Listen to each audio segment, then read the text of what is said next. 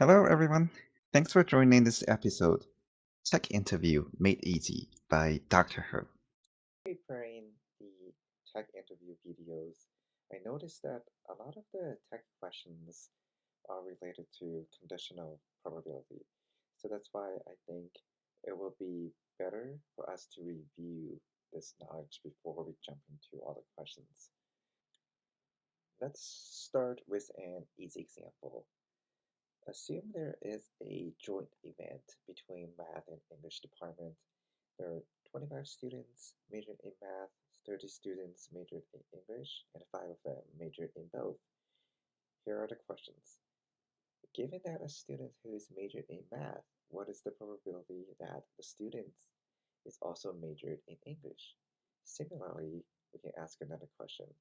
Given a student who is majored in English, what is the probability that the student is also majored in math?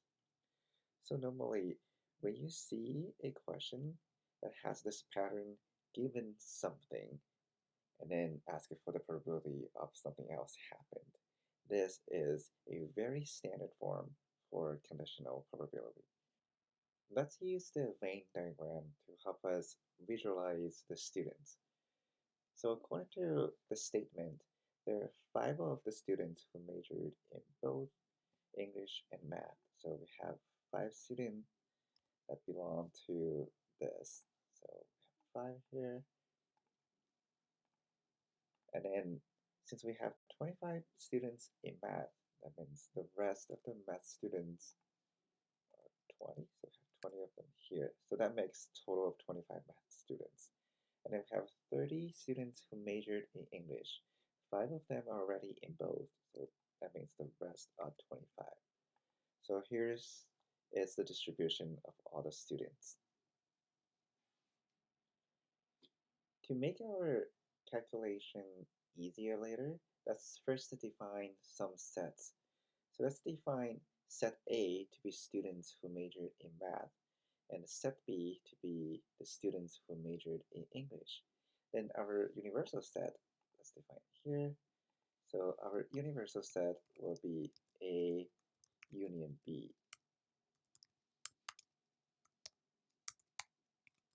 which are the students who majored either in math or English. And then we can also define the set C to be the students who majored in both math and English. So it's A intersect B. So we're using those symbols in our calculation later in this video. So now that we have all the symbols, we'll use them to solve those questions. So for the first question, it becomes, what's the probability of person who majored in English, given that it's majored in math? So it's the probability of B given A. So if you look at the Venn diagram on the left, so there are 25 students in math, right? So that's what A represents. So we have 25 in the denominator. And within those 25 students, how many of them are also majored in English? That's the intersection, right? So that's both. So there are 5 of them majored in both English and math. So the probability of B given A is 5/25. And we can also rewrite it as the probability of A, which are all the students who majored in math. And the numerator are the probability of C, right? The students who majored in both. That is C, which is A intersect B. So let me rewrite it this way. So it also equals the probability of A intersects B over the probability of A. And similarly, let's actually make it bigger so it's easier to see in the video. Okay. And similarly, in question 2, we can do the same thing. Let's move it here. So question 2 is the opposite, right? Given the students who majored in English, which is the set B, what's the probability that the student is also majored in math? So now we're given the students that majored in English. So there are 30 students in total who majored in English. And then within those 30 students, 5 of them also majored in math. So the probability is 5 over 30. And it happens to be the probability of both over the probability of the students in English. So it's the probability of C over the probability of B, which is the same as the probability of A intersects with B over the probability of B. So those are the formula for the conditional probability. So let's just highlight here. So the probability of B given A equals the probability of A intersects with B over the probability of A. Similarly, the probability of A given B equals the probability of A intersects with B over the probability of B. So those two probabilities formulas are what the conditional probability is defined.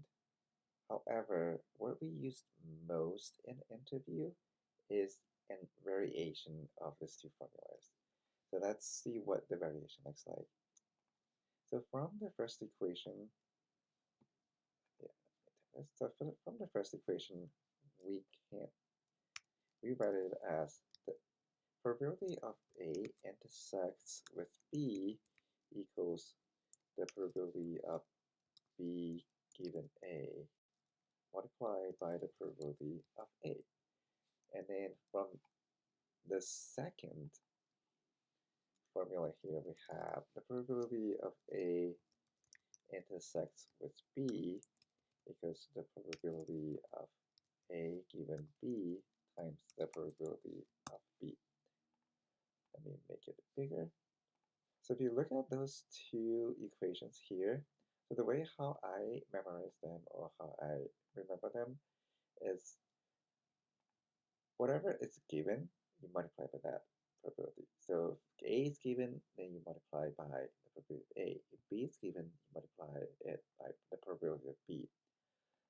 So now notice that from these two equations, the left-hand side are the same. They're both the probability of A intersects with B.